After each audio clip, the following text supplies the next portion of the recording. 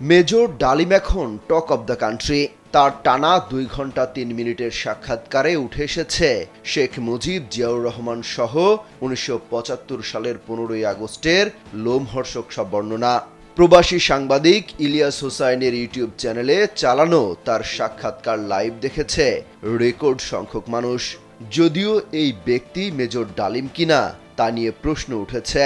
মিনহাজুল আরিফিন সিদ্দিকী নামের এক ব্যক্তিকে মেজর ডালিম বলে চালিয়ে দেওয়ার অভিযোগ উঠেছে। সোমবার সারাদিন ওই ব্যক্তির ছবির সাথে লাইভে আসা মেজর ডালিমের ছবি যুক্ত করে বিভিন্ন সামাজিক যোগাযোগ মাধ্যমে প্রকাশ করা হচ্ছে।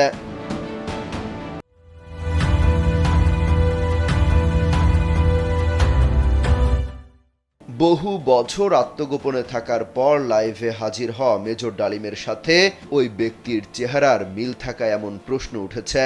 অবশেষে মুখ খুলেছেন মেজর ডালিমের সাথে চেহারায় মিল থাকা ওই ব্যক্তি। তিনি ফেসবুকে স্ট্যাটাস দিয়েছেন, লিখেছেন, সকালে ঘুম থেকে উঠে দেখি রাতারাতি মেজর ডালিম হয়ে গেছি, আর বটবাহিনী ঝাঁপাইয়া পড়েছে আমার প্রোফাইলে। এর আগে রোববার রাত 9টার দিকে এক লাইভ টক শোতে কথা বলেছেন বীর মুক্তিযোদ্ধা লেফটেন্যান্ট কর্নেল অবসরপ্রাপ্ত শরীফুল হক ডালিম। 2 ঘন্টার সেই লাইভ টক শোতে আয়োজক ও সঞ্চালক ছিলেন প্রবাসী সাংবাদিক ইলিয়াস হোসাইন। টক শোতে মেজর ডালিম 1971 পরবর্তী সময়ের বিভিন্ন প্রশ্নের উত্তর দিয়েছেন। কথা বলেছেন তার চাকরি জীবন নিয়ে, তার স্ত্রী এবং তাকে অপহরণ করার সহ বিভিন্ন বিষয়ে। উঠে আসে 1975 সালের 15ই আগস্ট বঙ্গবন্ধুকে সপরিবারে হত্যার ইস্যুটিও। সেখানে তিনি দাবি করেন বঙ্গবন্ধুকে হত্যা করা হয়নি, তিনি গণঅভ্যুত্থানে মারা গেছেন। মেজর ডালিম বাংলাদেশ সেনাবাহিনীর একজন প্রাক্তন সামরিক কর্মকর্তা।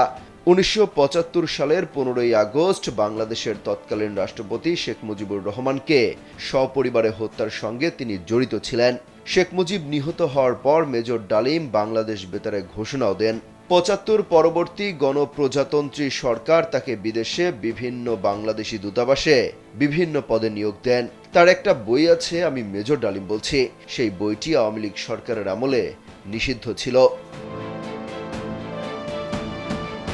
অমিত হাসান রবিন, কালবেলা।